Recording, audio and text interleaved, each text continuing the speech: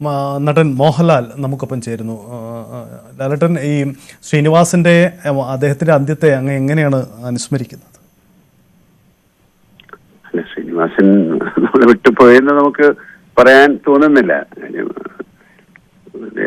അങ്ങനെ അല്ലല്ലോ, ഇത്തരം ആൾക്കാരെ നമ്മളെ വിട്ടു പോകുന്നില്ല. അദ്ദേഹത്തിന്റെ സിനിമകളിലൂടെയും അദ്ദേഹത്തിന്റെ കഥകളിലൂടെയൊക്കെ നമ്മൾ അദ്ദേഹത്തെ എപ്പോഴും ഓർക്കും. അങ്ങനെ ഓർക്കാനാണ് എനിക്കും ഇഷ്ടം. എന്തായാലും അദ്ദേഹത്തിന് തീരെ സുഖമില്ലായിരിക്കുന്ന ഒരു സമയമായിരുന്നു. പെട്ടെന്ന് ഹോസ്പിറ്റലിലേക്ക് പോകുന്ന വഴിക്ക് സുഖമില്ലാതായി.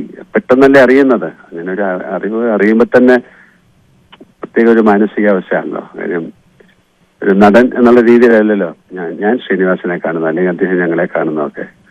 അതിലുപരിയുള്ള ഒരു ബന്ധമായിരുന്നു കുടുംബപരമായിട്ടും. സിനിമയുടെ തുടക്കം മുതൽ അദ്ദേഹം ഞങ്ങൾ ഒരുപാട് സ്ട്രഗിൾ ചെയ്ത് വന്ന ആൾക്കാരാണ് ഞങ്ങൾ. അപ്പൊ എന്റെ യാത്രയിലും ഒക്കെ സുപ്രധാനമായ പങ്കുവഹിച്ച ഒരാളാണ് ശ്രീനിവാസൻ. അദ്ദേഹത്തിന്റെ കഥകൾ, ഞങ്ങൾ ഒരുമിച്ച് അഭിനയിച്ച സിനിമകളൊക്കെ മലയാള കലയിലുള്ള ആൾക്കാർക്ക് മറക്കാൻ പറ്റാത്ത ഒരുപാട് സിനിമകൾ സംഭാവന ചെയ്ത ആളാണ്. അദ്ദേഹത്തിന്റെ ജ്ഞാനമായിട്ടുള്ള സിനിമകളല്ലാത്ത സിനിമകൾ പോലും സമൂഹത്തിന് നേരെ ഒരുപാട് സർക്കാസ്റ്റിക് കോമഡികളിലൂടെ ഒരുപാട് സർക്കാസം കാഴ്ചവെച്ച ആളാണ്. അങ്ങനെ ഒരാള് നമ്മളെ വിട്ടു പോകുമ്പോഴുള്ളൊരു പ്രത്യേക മാനസികാവസ്ഥയിലാണ് എല്ലാവരും. ഇപ്പം താങ്കളെയും ശ്രീനിവാസിനെയും ഒക്കെ ഇഷ്ടപ്പെടുന്ന ഞങ്ങളടക്കമുള്ളവർക്ക് ശ്രീനിവാസിന്റെ വിയോഗ സമയത്ത് ഓർമ്മ വരുന്നത് നിങ്ങൾ ഒന്നിച്ചുള്ള സിനിമാ അനുഭവങ്ങൾ അങ്ങനെ നിരവധിയുണ്ട്. ഓർത്തെടുക്കാനൊക്കെ ഞങ്ങൾക്ക് ഒത്തിരി ഉണ്ടാവും. അപ്പോൾ താങ്കളുടെ ഓർമ്മകൾ അതിലും എത്രയോ വലുതായിരിക്കുമെന്ന് ഞങ്ങൾ ഊഹിക്കുകയാണ്. അതെ, അപ്പൊ അങ്ങനെ പെട്ടെന്ന് അതിനെക്കുറിച്ച് സംസാരിക്കാനുള്ള ഒരു മാനസികാവസ്ഥയിലല്ല. എന്തായാലും നഷ്ടം എന്ന് പറയുന്നില്ല, അതൊരു പറഞ്ഞറിയിക്കാൻ പറ്റാത്ത കാര്യം. ഇതുപോലെ തന്നെ നമ്മുടെ കഴിഞ്ഞ വർഷങ്ങളിൽ വളരെയധികം ആൾക്കാർ നമ്മളെ വിട്ടുപോവുകയാണ് മലയാള സിനിമയിൽ ഏറ്റവും. അപ്പൊ അതിന്റെ കൂടെ അങ്ങ് ആ ഒരു ചിന്തയിൽ നിൽക്കുമ്പോൾ വല്ലാത്ത സങ്കടം തന്നെയാണ് ഉണ്ടാകുന്നത്. അങ്ങിപ്പോ എവിടെയാണുള്ളത്? കൊച്ചിക്ക്? ഞാൻ എറണാകുളത്ത് ഉടനെ അങ്ങോട്ട് പോകുന്നുണ്ടോ? എന്താണ്?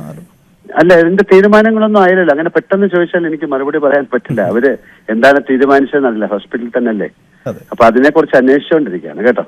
വളരെ നന്ദി പ്രതികരിച്ചത്. എന്തായാലും മോഹൻലാൽ ഓർത്തെടുക്കുന്നത് തീർച്ചയായിട്ടും നമുക്ക് മുന്നിലേക്ക്, മലയാള സിനിമാ പ്രേമികൾക്ക്, മലയാളത്തെ വീക്ഷിക്കുന്ന എല്ലാവർക്കും മുന്നിലേക്ക് മോഹൻലാലും ശ്രീനിവാസനും ഒത്തുള്ള എത്രയോ കഥാപാത്രങ്ങളുണ്ട്. അതിനും അപ്പുറമുള്ള സിനിമാ അനുഭവങ്ങൾ അവർക്ക് പങ്കുവയ്ക്കാനുണ്ടാവും.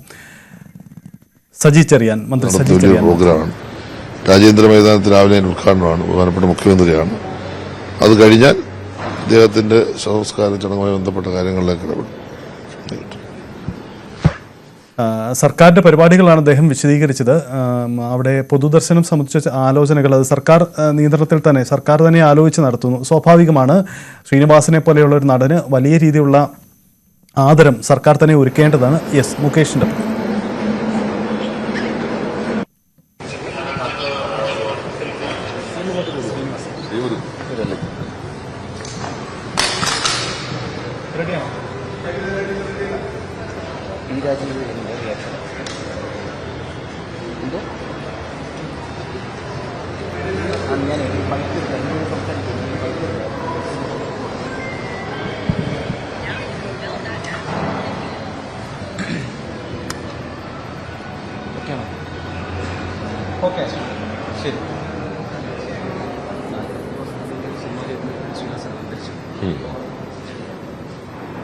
മലയാള സിനിമയിൽ നടനും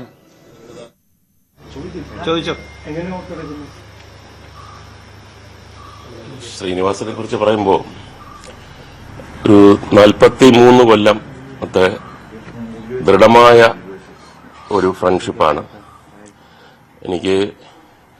എനിക്ക് തോന്നുന്നത് അദ്ദേഹത്തിന്റെ ഒരു പ്രത്യേക തരത്തിലുള്ള ഒരു സ്വഭാവം വെച്ചുകൊണ്ട് എല്ലാം വെട്ടിത്തുറന്ന് പറയുന്ന ഒരു നേച്ചറായിരുന്നു. അതിനകത്ത് സൗഹൃദമോ കാര്യങ്ങളൊന്നും നോക്കത്തില്ല. സിനിമയുടെ കാര്യമാണെങ്കിൽ നല്ല സിനിമ, TV പരിപാടിയാണെങ്കിൽ നല്ല TV പരിപാടി, നല്ല കഥ, നല്ല തിരക്കഥ. അതിനുവേണ്ടി ഒരു വിട്ടുവീഴ്ചയും ചെയ്യാത്ത ഒരാളാണ്. ഒരു തിരക്കഥ അദ്ദേഹത്തിന്റെ അടുത്ത് കൊണ്ടുവന്നു കഴിഞ്ഞാൽ അദ്ദേഹം അത് വായിച്ചതിന് ശേഷം പുതിയൊരാളാണെങ്കിൽ പോലും ഒരു മിനിമം 10 ചോദ്യം അങ്ങോട്ട് ചോദിക്കും. ആ ചോദ്യങ്ങൾക്ക് മറുപടി പറഞ്ഞെങ്കിൽ മാത്രമേ ഈ തിരക്കഥയുമായിട്ട് മുന്നോട്ട് പോകത്തുള്ളൂ. അതുകൊണ്ട് തന്നെ ഒരുപാട് പേർക്ക് എന്റെ അടുത്ത് വന്ന് ഇങ്ങനെ ശ്രീനിവാസന്റെ അടുത്തോട്ട് പോകാൻ ഭയമാണ്. കാര്യം ചോദിക്കുന്ന ചോദ്യങ്ങൾ അത്ര കൃത്യമാണ്.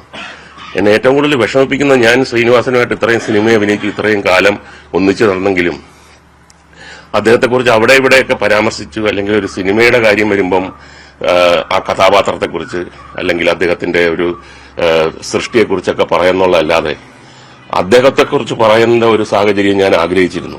അതിങ്ങനെ ഒരു സാഹചര്യമായി പോയി എന്നുള്ളതാണ് എന്നെ സംബന്ധിച്ചിടത്തോളം ഏറ്റവും ദുഃഖകരമായ കാര്യം. ഒരിക്കൽ പോലും ഈ 43 കൊല്ലത്തിനകത്ത് വെച്ച് ഒരിക്കൽ പോലും ഒരു ചെറിയ നീരസം പോലും ഉണ്ടാകാത്ത ഒരു സുഹൃത്തായിരുന്നു. പല സന്ദർഭങ്ങളിലും ഞാൻ തന്നെ അദ്ദേഹത്തിന്റെ അടുത്ത് പറഞ്ഞിട്ടുണ്ട്, ഞാനായതുകൊണ്ട് ഇതെല്ലാം ക്ഷമിക്കുന്നു, സഹിക്കുന്നു, വേറെ ആരെങ്കിലും ആണെങ്കിൽ ഇട്ടിട്ട് എറിഞ്ഞിട്ട് പോയേനെന്ന് പറഞ്ഞപ്പോൾ അദ്ദേഹം പൊട്ടിച്ചിരിക്കും.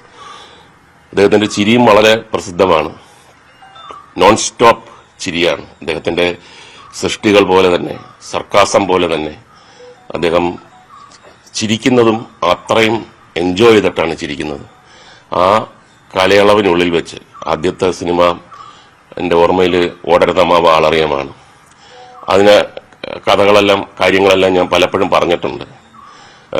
തുടക്കത്തിൽ പ്രിയദർശൻ എന്നോടൊരു ചെറിയ അഭിപ്രായ വ്യത്യാസമോ അല്ലെങ്കിൽ ഞാൻ ശരിയല്ല എന്നൊരു തോന്നലുണ്ടാകുമ്പോഴൊക്കെ അത്ര വലിയ ഒരു ബന്ധമില്ലാതിരുന്ന കാലത്ത് തന്നെ ശ്രീനിവാസൻ എനിക്ക് വേണ്ടി ഫൈറ്റ് ചെയ്ത് പിൽക്കാലത്ത് പ്രിയദർശനെ തിരുത്തി അവിടുന്ന് തുടങ്ങുന്ന സൗഹൃദം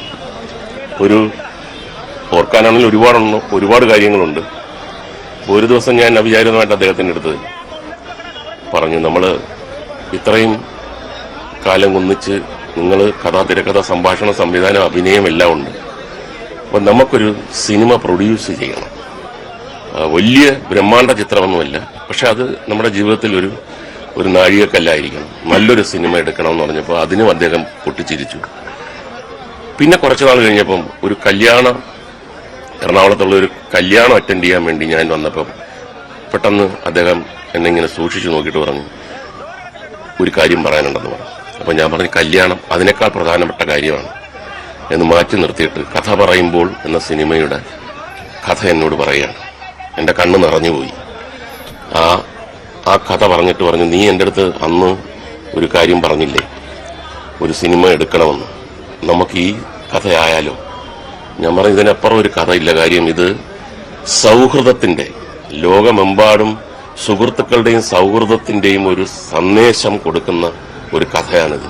തീർച്ചയായിട്ടും ഇത് വേറെ ആർക്കും വിട്ടുകൊടുക്കരുത്, നമ്മൾ തന്നെ എടുക്കണം എന്ന് പറഞ്ഞപ്പോൾ അദ്ദേഹം ചിരിച്ചു പറഞ്ഞു. ഞാൻ ചോദിച്ചാൽ എന്താണ് ചിരിക്കുന്നതെന്ന് ചോദിച്ചപ്പോൾ പറഞ്ഞു, അല്ല, എന്റെ അളിയനുണ്ട്, വിമലയുടെ ബ്രദർ മോഹൻ, അവന്റെ അടുത്ത് ഞാൻ വാക്ക് പറഞ്ഞുപോയി. അപ്പൊ അവനാണ് സംവിധാനം ചെയ്യുന്നത്. ഒരു നിർമ്മാതാവെന്ന നിലയിൽ നിനക്ക് അഭിപ്രായ വ്യത്യാസം ഉണ്ടെങ്കിൽ ഈ കഥ പൊളിയും, ഈ സിനിമ പൊളിയും.